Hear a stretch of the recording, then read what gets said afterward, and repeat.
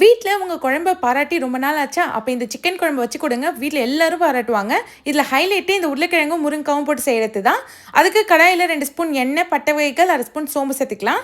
இப்போ 2 medium size வெங்காயம், ஒரு கொத்து கருவேப்பிலை, 2 பச்சை மிளகாய் கீறிட்டு சேர்த்துக்கோங்க. இப்போ இது நல்லா வதங்கினதும் 1 ஸ்பூன் இஞ்சி பூண்டு பேஸ்ட் சேர்த்து பச்சை வாசனை போனதும் ஒரு தக்காளி பழம் சேர்த்து நல்லா குழைவாக வதக்கிக்கோங்க. இதோடவே 1/2 ஸ்பூன் மஞ்சத்தூள், 1 ஸ்பூன் தனி மிளகாத்தூள், 1 ஸ்பூன் சிக்கன் மசாலா, 2 ஸ்பூன் வீட்டில் அரைச்ச குழம்பு தூள் இல்லைன்னா மல்லித்தூள் கூட சேர்த்துக்கலாம்.